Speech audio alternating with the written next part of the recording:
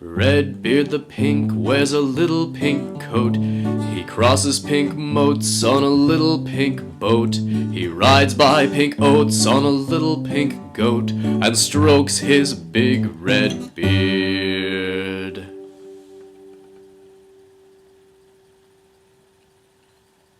Hello, Internet! It's been quite some time. I'd like to apologize for the long silence. I have been keeping extremely busy, Internet, with performances and with learning new magic, meeting new people. It has been a wonderful time. I've trimmed my beard off for the fun of growing it back in again. Some of you may not know this.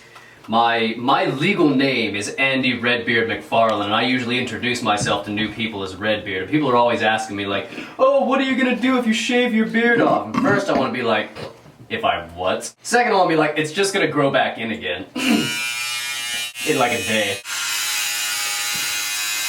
It's making a horrible noise. I've got a 1-year wedding anniversary coming up soon with the human wife in about a month here at the time that I'm filming this. Who knows when this is gonna go up. I apologize on being so late getting the 10th episode up. It's been hectic.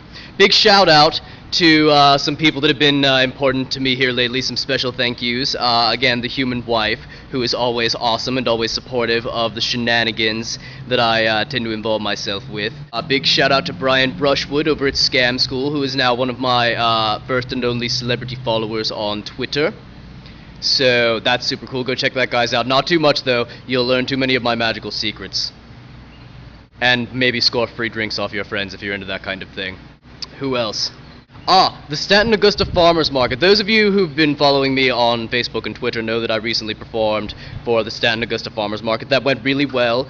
It's going to be happening again in September on the 27th in the morning. My shows are at 9 o'clock, 10 o'clock, and 11 o'clock. So if you're in Stanton on that day, happen to be in the Wharf District, want to buy some fresh vegetables and see some crazy magic, you should come on by. On the September the 13th, I'm going to be in the Pack in the Streets Festival, which is a local street performance thing. Gonna be doing roaming magic and possibly some stand around spinning and magic for that whole situation. But anyway, I came to Gypsy Hill Park today to see if I could scare up some vlog footage and test out some new magic that I'm really excited about for some unsuspecting muggles. So we'll see if anything comes out of that. My name is Redbeard the Pink, by the way. Again, thank you very much for filming this for me. Your name is? Emily. Emily, thank you for handling the camera for me. This is Spectator Cam. This is something Chris Angel likes to do. Are you ready? Anyway. Alright, doing another Spectator Cam edition of the Close-Up Magic special on my vlog here. So these guys are gonna help me out with some magic. I don't know their names yet. He's gonna help me be my cameraman. Alright. So, they say don't start with a card trick, and this is not a card trick, but it does involve the card box. I'm just gonna set that down right there for a second while I dig out the rest of this trick. And that's these 4 coins. Okay, so I've got 4 very different coins here, as you can see. One of them is a penny, one is a nickel, one is a dime, and one is a quarter. And the way I do this is I put these on, on here as a table. What I'd like you to do, what's your name? Rebecca. Rebecca, thank you very much, Rebecca. If you would just point to any one of those coins. That little one right there? Perfect. So we're going to use that one for the trick. What I'm going to do is take the rest of these. No, I'll just set this down so that doesn't slide around. I want you to hold your hand out flat.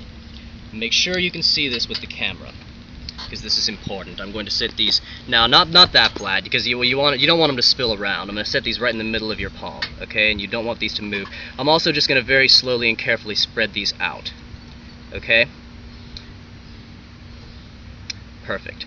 Now, what I want you to do is just hold as still as you can for just a moment until I come back to this. Make sure it doesn't move, make sure I don't interfere with it, and try and keep this in view on the camera if you can, but you also want to be able to see what I'm going to do with the dime. So I'm going to come to that next. You've got the selected coin here. What I'm going to do is just start to push this down the side of the box, and I want you to really watch close and see the moment when the magic happens. Look. Did you see that? Did you see it pop down in there? Whoa. It popped.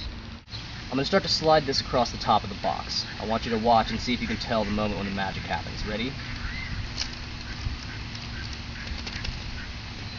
Did you see that? Oh, how did you... Flip that over. Go ahead. Go ahead and touch that. Rub it. Make sure it's not glue or sleight of hand, a trick of the light. That's really underneath the cellophane, right? Now that is, go ahead and touch that, like rub it with your finger. That's really in there. I haven't pulled like a switcheroo. I'm not using glue on that or anything. That's underneath the cellophane, right? A lot of people think that's pretty cool by itself, but I like to have a good vanish in pretty much any coin trick. So the way I do this is I go 1, 2, 3,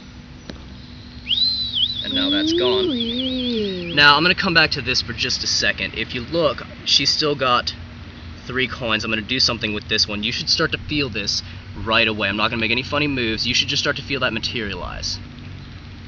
Right in the middle of your hand. Do you feel that? I guess. Hang on, hang on. I don't know. Okay. Once you start to feel it, you should be able to hear it.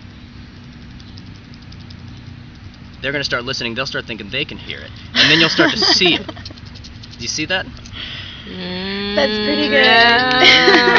You can take some of that. Ah, I've dropped it. Whenever a magician vanishes something, it has to go somewhere because of the law of conservation of mass, right? So you got 3 coins. I'm going to do something with this one. You should start to feel it right away as the coin begins to materialize.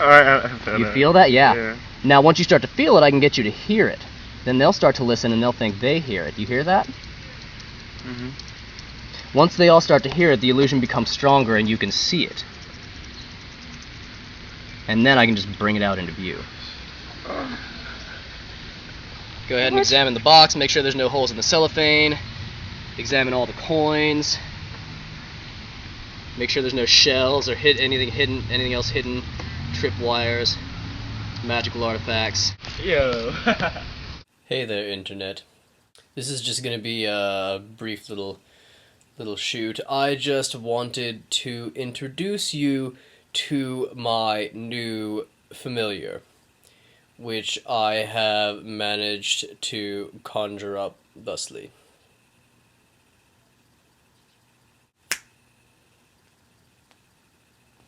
Here she is. This is my new precious. This delightful young lady is named Lilu Weasley, and I don't know if you can hear it, but she's purring, Internet. She's such an adorable little princess. Very inquisitive, but very mellow, even at the kitten stage. So we're hoping that holds up with the personality. Aw, you can't get away from the camera, kitty. You're too cute. She says no. This is the most camera-shy cat I've ever seen. Look at the little face.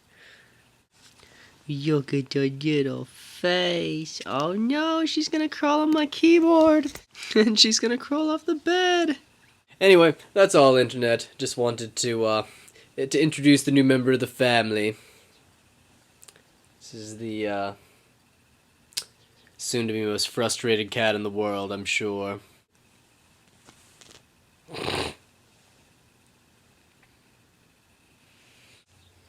This is officially the most adorable cat in the world, Internet. Look at her, she's coming around the corner. Oh. Look at that kitty. Let me down, human. That's what she's saying.